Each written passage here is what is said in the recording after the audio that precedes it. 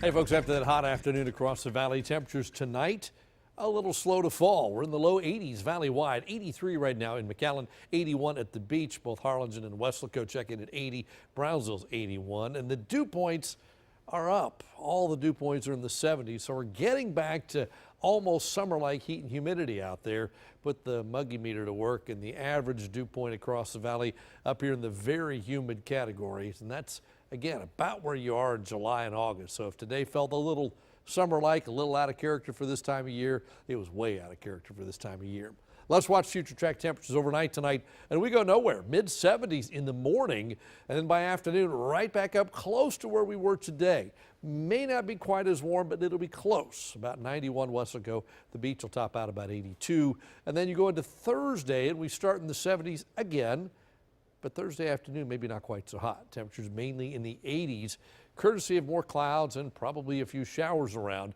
And then a weak cool front, and emphasis on the word weak, comes in. And Friday morning, we're a little cooler, low 70s, and Friday afternoon, mid 80s, but the 90s should be gone for at least a couple of days after tomorrow. So you're looking at 94 tomorrow, and then 88 after that, 86 on Friday. So we at least get closer to normal. The normal's 84, so by Friday at least we're closer courtesy of that front, but still above average for this time of year. That 94 tomorrow, by the way, would be a record once again.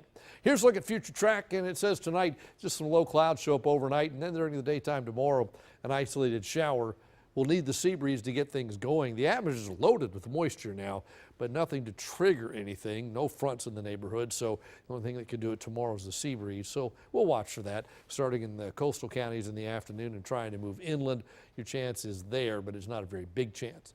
Thursday, I think we soup the atmosphere up more. We add more moisture to the mix, and you do that, our chance of rain goes up a little bit. You're still talking mainly sea breeze, but it affects more people, so we see more rain on Thursday, and then Friday we begin a drying process and probably see less again. So we'll go 20, 50, 30 for the next 3 days. Rest of Texas, most of the moisture still going into southeast Texas front.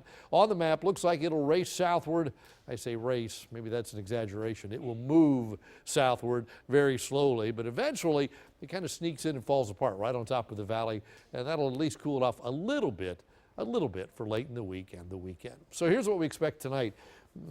Muggy, that's the understatement too. Clouds with a little fog showing up later on. Southeasterly winds at about 5 to 10 miles an hour. Then tomorrow back to 94. That chance of rain tomorrow stands at about 20%. So we go 94, then only 88, then a chilly 86 for Friday.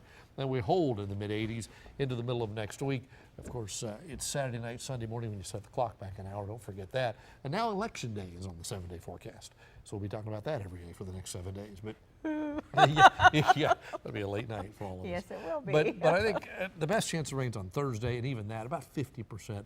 And there's still a chance every day after that, but Thursday's the best shot. He's saying there's a chance. You're saying there's a chance. You're saying there's a chance. All right. The best part of that forecast, I'm sorry, but it was the fall back. The clock spinning backwards. Yeah, exactly. And backwards. Just 1 hour, though. Don't let it go round and round and round. I'm going to take what I can get, seriously. We'll be right back.